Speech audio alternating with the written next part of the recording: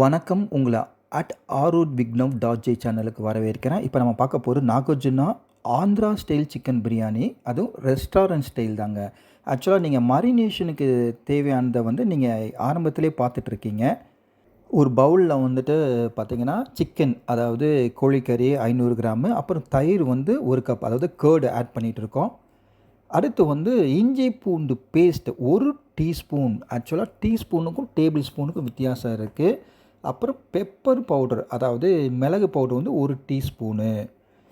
Lemon juice பார்த்திங்கன்னா 1 table spoon squeeze பண்ணுறோம். அந்த ஜூஸ் மட்டும் ஆட் பண்ணிக்கிறோம். உப்பு தேவைக்கேற்ற மாதிரி, அதாவது சால்ட். இப்போ நல்லா மிக்ஸ் பண்ணுறோம். மிக்ஸ் பண்ணும்போது கையிலையும் மிக்ஸ் பண்ணலாம், கரண்டிலையும் மிக்ஸ் பண்ணலாம். அது ஒன்றும் டிஃப்ரென்ஸ் இருக்குது. ஆனால் கையில் மிக்ஸ் பண்ணால் இன்னும் நல்லா மிக்ஸ் ஆகுங்க. 2 மணி நேரம் ரெஸ்ட்டு கொடுத்துட்றோம். அடுத்து பாருங்கள், மசாலாக்கு தேவையான, பிரியாணிக்கு தேவையான ப்ரிப்ரேஷன் நீங்கள் பார்த்துருப்பீங்க. 30-45 நிமிஷம் ஸ்டவ் ஆன் பண்ணிவிட்டு கடாய் வச்சுட்டு எண்ணெய் 4 டேபிள் ஸ்பூன் ஆட் பண்ணிவிட்டு நல்லா சூட எண்ணெய் பட்டு பார்த்திங்கன்னா ஏலக்காய், அதாவது காரமம் 4, அப்புறம் மேஸ் 1, சின்னமன் 2 ஸ்டிக்கு, க்ளவுஸ் பார்த்திங்கன்னா 5லேருந்து 6, ஸ்டார் ஆனீஸ் கொஞ்சம் ஆட் பண்ணிக்கலாம், 1 போட்டுக்கலாம் இல்லைனா. அப்புறம் வெங்காயம் அரைச்சது, அதாவது ஆனியன் பேஸ்ட் 1/2 கப்பு. இஞ்சி பூண்டு பேஸ்ட்டு பார்த்திங்கன்னா 1 டேபிள் ஸ்பூன். ஆக்சுவலாக இஞ்சி பூண்டு பேஸ்ட் ஆட் பண்ணுறோன்னா நல்ல ஞாபகம் வச்சுக்கோங்க, மறந்துடாதீங்க. நல்லா வதங்கணும், இல்லைனா அதோட ஸ்மெல்லு போகாது. ஸோ சாட்டுன்னு பார்த்திங்கன்னா நல்லா வதக்கணும், 5 நிமிஷத்துக்கு வதக்குறோம். ஆக்சுவலாக சில இதுக்கு பார்த்திங்கன்னா உங்களுக்கு டவுட்டாக இருக்குது இங்கிலீஷ்க்குன்னா, கடைசியில் நாங்கள் அதுக்கு தமிழில் அதாவது தமிழில் அர்த்தம் கொடுத்துருக்கோம். அப்புறம் பார்த்திங்கன்னா க்ரீன் சில்லி பேஸ்ட்டு, அதாவது 10லேருந்து 12 பச்சை மிளகா அரைச்சது. இங்கே சரியாக அரையில், நீங்கள் நல்லா அரைச்சிட்டு அதை ஆட் பண்ணிக்கலாம், சாஃப்டாக இருக்கணும். அப்புறம் கொத்தமல்லி இலை 1 கைப்பிடி, அப்புறம் புதினா இலை 1 கைப்பிடி ஆட் பண்ணிக்கலாம். அப்புறம் உப்பு தேவையான அளவு ஆட் பண்ணிவிட்டு பார்த்திங்கன்னா 1-2 நிமிஷம் நல்லா வதக்கிட்டு, மிளகாத்தூள் 1 டீஸ்பூனு, அதாவது சில்லி பவுடர், கொரியண்டர் பவுட்ரு, அதாவது தனியா பவுடர் சொல்லுவாங்கன்னா 1 teaspoon, garam masala 1 tablespoon, pepper powder 1/2 tablespoon. அப்புறம் இந்த மரினேட் பண்ண சிக்கனை நம்ம ஆட் பண்ண போகிறோம். அதுக்கு முன்னாடி எண்ணெய் நல்லா கக்கணும். அந்த அளவுக்கு நம்ம என்ன பண்ணணுன்னா, இந்த மிளகு ஆட் பண்ணப்பட்டு நல்லா வதக்கணுங்க. பாருங்கள், இப்போ மரினேட் பண்ண சிக்கனை ஆட் பண்ணியிருக்கோம். இதில் என்ன ஒரு முக்கியமான விஷயம்னா, எண்ணெய் செப்ரேட் ஆகி வரணும். எப்படின்னா நல்லா கக்கும். இப்போ பாருங்களேன், அப்போ தான் நம்ம என்ன பண்ணணும்னா மூடி போட்டுட்டு ஒரு 5லேருந்து 6 நிமிஷம் வேக வைக்கலாங்க.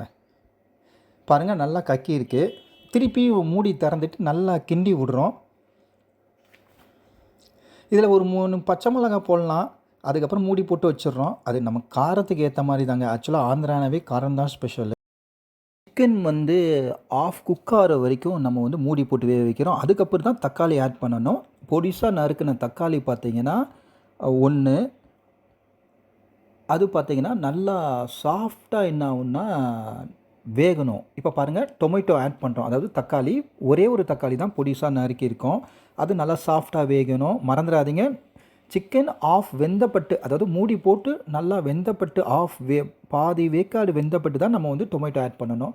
அதுக்கப்புறம் பார்த்திங்கன்னா 1/2 கப்பு, அதாவது கேர்டு 1/2 கப்பு ஆட் பண்ணிவிட்டு நல்லா மிக்ஸ் பண்ணுறோம். அடுத்து கோகோனட் மில்க், அதாவது தேங்காய் பால் 1 கப்பு.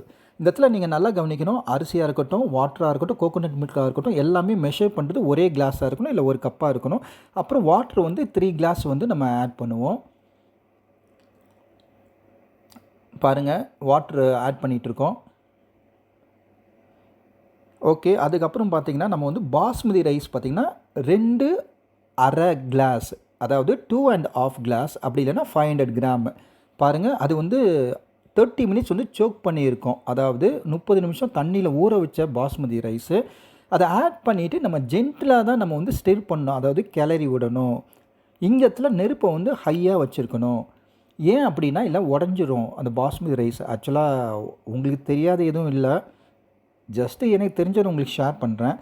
அரிசி நல்லா மிக்ஸ் ஆகி ஒரு அளவு பொழுன்னு வந்தப்பட்டு நம்ம என்ன பண்ணலான்னா, பாருங்களேன், 70% குக் ஆனப்பட்டு தான் நம்ம டம்மில் போடணும். பாருங்கள், இப்போ நம்ம கையில் எடுத்து பார்க்குறோம். ஓரளவு லேசாக நசுங்குது தானே, அப்போனா 70% என்ன ஆயிருக்குன்னா வெந்திருக்குன்னு நம்ம தெரிஞ்சுக்கலாம்.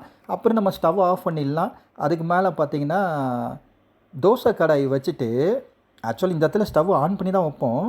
சின்ன நெருப்பில் வச்சுருக்கலாம். இருந்தாலும் என்னென்னா சில பேர் ரிஸ்க் எடுப்பாங்க. அதனால் ஆஃப் பண்ணிவிட்டு பண்ணுறதே பெஸ்ட்டு. பாருங்கள் தோசை கடாய் அதுக்கு மேலே தான் நம்ம வந்து பிரியாணி பவுலை வச்சுட்டு சின்ன நெருப்பு, அதாவது லோ ஃப்ளேமு 10லேருந்து 12 நிமிஷத்துக்கு நம்ம வந்து குக் பண்ணுறோம். அந்த 10 நிமிஷம் கழித்து பார்த்தீங்கன்னா, இப்போ பாருங்கள் கரண்டியில் உங்களுக்கு கிளறி காமிக்கிறோம். பொழு பொழுன்னு அப்படியே சாஃப்டாக வந்து இருக்குங்க.